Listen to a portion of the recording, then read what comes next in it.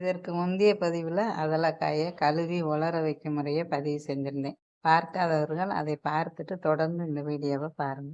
கழுவி வச்ச அதலக்காயில இப்படி தண்ணி இல்லாம உலர்ந்து இருக்கணும். தண்ணி இல்லாம இருந்தா தான் அதலக்காய பொரிக்கும்போது குழஞ்சு போகாம இருக்கும். இப்ப அதலக்காயில காம்பு கிள்ளி எப்படி சுத்தப்படுத்துதுன்னு பார்ப்போம்.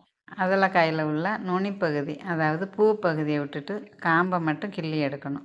2 பக்கமும் கிள்ளி எடுத்தோம்னா பொரிக்கும்போது அதலக்காய் வெடித்து விதையெல்லாம் வெளியே வந்துடும். விதை வெளியே வந்தாலும் சாப்பிடலாம், கடுக்கடுக்குன்னு இருக்கும். ஒரு பக்கம் காம்பை கிள்ளி பொரிக்கும்போது காய் முழுமையாக இருக்கும், சாப்பிட நல்லாயிருக்கும்.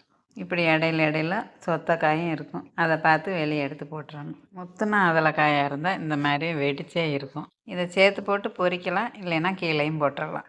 நான் இப்படி வெடித்த காயாக இருந்தால் கீழே போட்டுருவேன். அதலக்காயை எடுத்து காம்பு கிள்ளும்போது இப்படி ஒன்றா எடுத்து காம்பை கிள்ளிக்கிட்டு இருந்தால் ரொம்ப நேரம் ஆகும். அதுக்கு அதலக்காய் வாங்கினா காம்பு கிள்றதுக்கே ரொம்ப நேரம் ஆகுதுன்ட்டு அதலக்காயை வாங்குறதுக்கே யோசனை வந்துடும். அதனால் ஒவ்வொரு அதலக்காயாக கிள்ளாமல் நான் எப்படி கிள்றேன்னு பாருங்கள். அதே போல் கிள்ளி எடுத்தால் சீக்கிரமாக எடுத்துடலாம். இப்போ நான் அதலக்காய் எடுத்து ஆயிரத கவனிங்க.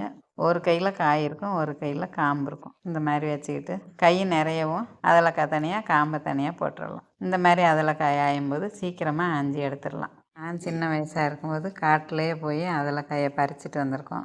அதலக்காய் காட்டில் தரையோட கொடி கொடியாக ஓடி படர்ந்து கிடக்கும். ஒவ்வொரு கொடியாக தூக்கி பார்க்கும்போது அதலக்காய் வரிசையாக தூங்கும்.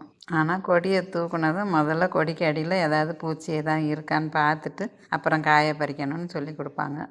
ஒவ்வொரு கொடியாக தூக்கி பார்த்து பார்த்து அதில் காயை பறிப்போம். பறிச்சுட்டு வீட்டுக்கு வந்து இந்த மாதிரி ஆயணும்னு வேற சொல்லி கொடுப்பாங்க. ஒன்றா ஆயக்கூடாது, பொடு பொடுன்னு சீக்கிரமாக ஆயணும்னு சொல்லி கொடுத்ததுனால அந்த காலத்துலேருந்து அதலக்காயை இப்படித்தான் ஆஞ்சிக்கிட்டு இருக்கேன். அந்த காலத்தில் இப்படி அனுபவமாக தெரிஞ்சுக்கிட்டோம். இந்த காலத்தில் உள்ள பிள்ளைகளுக்கு யூடியூப்பில் போட வேண்டியிருக்கு. எல்லா அதலக்காயுமே இப்போ காம்பு கிள்ளி முடிச்சாச்சு. அடுத்து அதலக்காய் பொரிக்கிற முறைய வீடியோவாக பதிவு செய்கிறேன். இந்த பதிவு உங்களுக்கு பிடிச்சிருந்தா என்னோடய சேனலை சப்ஸ்கிரைப் செய்யுங்கள். உங்கள் உறவினர் நண்பர்களுடன் பகிர்ந்து கொள்ளுங்கள். நன்றி, வணக்கம்.